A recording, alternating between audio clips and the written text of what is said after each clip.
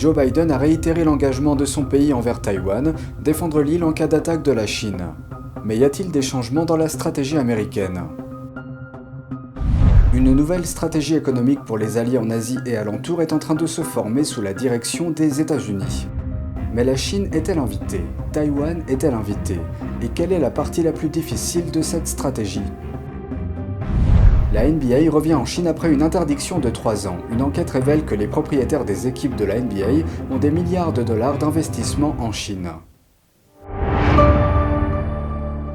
Bienvenue dans Regard sur la Chine. Joe Biden a condamné toute attaque éventuelle de la Chine contre Taïwan. Il a déclaré que les États-Unis s'engagent à se tenir aux côtés d'autres nations pour empêcher d'éventuelles frappes. Mais les responsables de la Maison-Blanche soulignent qu'aucun changement n'a été apporté à la politique américaine sur cette question.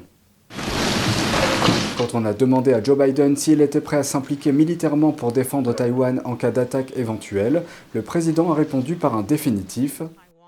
Oui. Le président américain déclare que c'est l'engagement qui a été pris.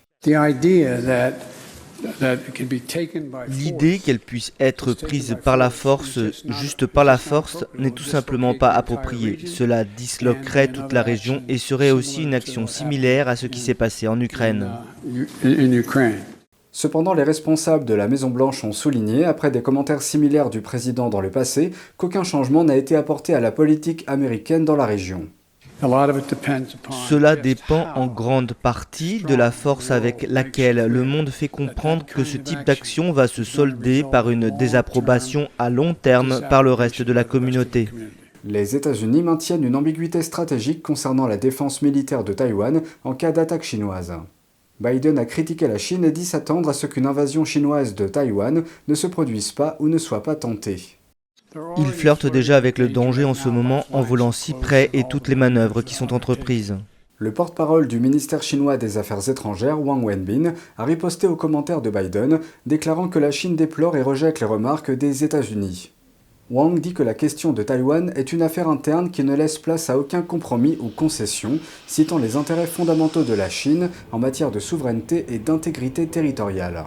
Le porte-parole a exhorté les États-Unis à respecter le principe d'une seule Chine et a mis en garde contre tout soutien à l'indépendance de Taïwan. Le principe d'une seule Chine du Parti communiste chinois est différent de la politique d'une seule Chine à laquelle adhèrent les États-Unis. Le régime chinois ne reconnaît que sa version, considérant que Taïwan fait partie de son territoire. Tout en reconnaissant la position de la Chine, les États-Unis ne reconnaissent pas Taïwan comme faisant partie de la Chine. Le porte-parole du département d'État américain, Ned Price, a clarifié la position des États-Unis dans un message sur Twitter samedi. Price a déclaré que la Chine continue de déformer publiquement la politique américaine et que les États-Unis ne souscrivent pas au principe d'une seule Chine. Biden a déclaré que les États-Unis soutenaient la politique d'une seule Chine, mais qu'ils s'en tenaient à leurs engagements passés. Cela ne signifie pas que la Chine a la compétence d'utiliser la force pour s'emparer de Taïwan. Nous nous tenons donc fermement aux côtés du Japon et d'autres nations pour ne pas laisser cela se produire. Les inquiétudes croissantes concernant la Chine ont poussé le Japon et d'autres nations de la région à renforcer leurs capacités défensives. L'Inde, la Corée et les Philippines font de même. Les négociations commerciales à l'autre bout du monde pourraient avoir un impact considérable. Joe Biden vient d'annoncer un cadre économique pour l'Indo-Pacifique. Le président américain Joe Biden est à Tokyo pour lancer un nouveau cadre économique Indo-Pacifique, alors que Washington tente de contenir l'influence de Pékin. Nous partageons le même objectif d'assurer un Indo-Pacifique libre et ouvert, qui apportera une plus grande prospérité et de plus grandes opportunités pour tous nos enfants. Le cadre compte 13 membres dont les États-Unis. Ensemble, ils représentent 40% du produit intérieur brut mondial. Le nouveau groupe ne comprend ni la Chine ni Taïwan. Avant le lancement, le ministre chinois des Affaires étrangères a accusé les États-Unis de tenter de contenir Pékin. En réponse, le conseiller à la sécurité nationale, Jake Sullivan, a déclaré aux journalistes que d'autres pays pourraient se joindre au groupe à l'avenir. Il a précisé que le groupe n'était pas un arrangement en matière de sécurité et qu'il s'occuperait principalement de politiques économiques. Le groupe se concentrera sur 4 grands piliers économiques, la connexion des économies, y compris numériques, la résilience des chaînes d'approvisionnement, les énergies renouvelables ainsi que la fiscalité et la lutte contre la corruption. Avant l'annonce, la représentante américaine au commerce, Katherine Tai, a déclaré que les partenaires commerciaux de la région étaient enthousiastes. Je ne pense pas que l'économie de quiconque soit plus forte grâce au Covid. Et il y a un sentiment d'anxiété assez répandu quant à la manière dont nous nous rétablissons. Je pense en fait que cela représente une opportunité incroyable. En 2017, l'administration Trump s'est retirée du partenariat transpacifique. Puis la Chine a amplifié son influence dans la région avec le plus grand bloc commercial de l'histoire. Katherine Tai affirme que les États-Unis se concentrent sur la concurrence avec la Chine et sur l'adoption d'une approche fondée sur le marché dans la région. Les États-Unis apporteront toujours un engagement économique fondé sur nos valeurs. Donc l'engagement que nous apporterons par nature sera intrinsèquement différent de l'engagement de la Chine dans la région. Seeking Alpha rapporte que le groupe n'est pas un accord de libre-échange, il s'agit plutôt d'un arrangement économique. Cela signifie qu'une grande partie de l'accord n'aura probablement pas à passer par le Congrès. L'un des domaines clés du nouveau cadre économique est celui des énergies renouvelables. La Chine domine le marché mondial des panneaux solaires depuis environ 10 ans, grâce aux subventions que le Parti communiste chinois accorde aux fabricants chinois. Les propriétaires des équipes de la NBA ont des milliards de dollars d'investissement personnel en Chine. Une enquête sur ces fonds nous parvient alors que les matchs de la NBA reviennent discrètement sur les écrans en Chine après une interdiction de 3 ans. Ils avaient été interdits après qu'un directeur général s'est élevé contre les violations des droits de l'homme à Hong Kong. Voici plus d'informations sur les liens financiers de la NBA avec la Chine.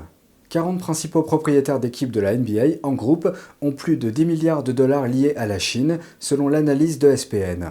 Elle conclut que leur argent serait en danger s'il se situe sur une ligne qui ne plaît pas au régime chinois. C'est très simple, ça se résume à l'argent. Fred Rocafort est avocat chez Harris Bricken, représentant de nombreuses entreprises qui font des affaires en Chine. Rocafort dit que des entreprises comme la NBA sont Essentiellement aveuglés par l'argent, à un point tel qu'ils sont prêts à négliger toute autre considération. ESPN a engagé Strategy Risk, une société qui étudie les risques liés aux affaires en Chine pour enquêter sur les propriétaires des équipes. Strategy Risk déclare que le propriétaire des Miami Heat, Mickey Harrison, a plus de 375 millions de dollars liés à la Chine, en partie par le biais de sa société Carnival Corp, le plus grand opérateur de croisière. Les ressortissants chinois représentaient 8% de ses passagers avant que le virus du PCC ne frappe. Le propriétaire des Memphis Grizzlies, Robert Pera, est à la fois fondateur et actionnaire majoritaire de la société technologique Ubiquiti, qui fabrique la plupart de ses produits en Chine. Le propriétaire des Brooklyn Nets, Joe Tsai, a 53,5% de sa valeur nette liée à la Chine. Tsai est le vice-président exécutif d'Alibaba. Paul Jacobs, propriétaire des Sacramento Kings, a une participation importante dans Qualcomm, qui a réalisé les 2/3 de ses revenus annuels en Chine l'année dernière. Jacobs a été le PDG de Qualcomm. Tillman Fertitta, propriétaire des Houston Rockets, est le président de Landry's qui exploite 10 restaurants en Chine. Strategy Risk estime que son exposition totale est de 160,3 millions de dollars. Joshua Harris, propriétaire des Sixers de Philadelphie, a cofondé et possède 20% d'Apollo Global Management, qui a 3 filiales à Hong Kong et une à Shanghai. Et bien sûr, la marque Air Jordan de Michael Jordan, le propriétaire des Charlotte Hornets, est très développée en Chine. La NBA a une décision difficile à prendre. Bob Bilbrook est le PDG de Capture ainsi qu'un passionné de basketball. Bilbrook dit « Vous devez décider. Est-ce que nous sommes une marque américaine ou est-ce que nous sommes une marque mondiale d'accord avec ce qui se passe ?» L'analyse de ESPN est sortie alors que les matchs de la NBA sont discrètement revenus sur la télévision publique chinoise à la veille des playoffs de la NBA. C'est tout pour aujourd'hui, merci d'avoir suivi Regard sur la Chine. On se retrouve demain pour une nouvelle émission. Prenez soin de vous et à bientôt.